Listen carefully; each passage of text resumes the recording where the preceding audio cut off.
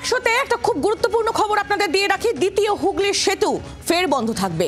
বিদ্যাসাগর সেতুতে কাজও চলবে প্রতি মাসের একদিন, 16 ঘন্টা বন্ধ থাকবে সেতু।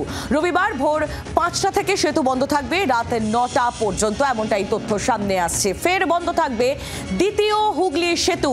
বিদ্যাসাগর সেতুতে কাজ চলবে, তাই প্রতি মাসের একদিন 16 ঘন্টা সেতু বন্ধ থাকবে বলেই খবর। আর কি জানা যাচ্ছে প্রশাসন সূত্রে আমরা জানবো রণয় তিওয়ারির কাছ থেকে।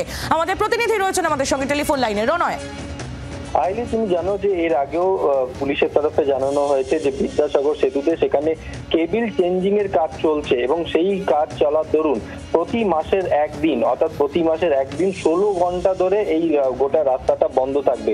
অর্থাৎ আগামীকাল 24শে আগস্ট ভোর 5টা থেকে সন্ধ্যে রাত 9টা পর্যন্ত কিন্তু বন্ধ থাকবে বিদ্যাসাগর সেতু।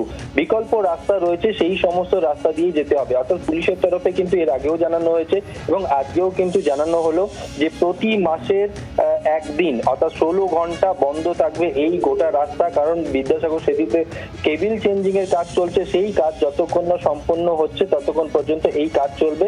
তবে সেটা প্রতি মাসের একদিন 16 ঘন্টা বন্ধ থাকবে। অর্থাৎ আগামীকাল 24শে আগস্ট ভোর 5টা থেকে রাত 9টা পর্যন্ত বন্ধ থাকবে, এমনটাই কিন্তু পুলিশের তরফে জানানো হয়েছে।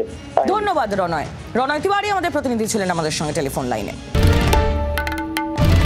বাংলার আওয়াজ, বাঙালির আবেগ, জি 24 ঘন্টা।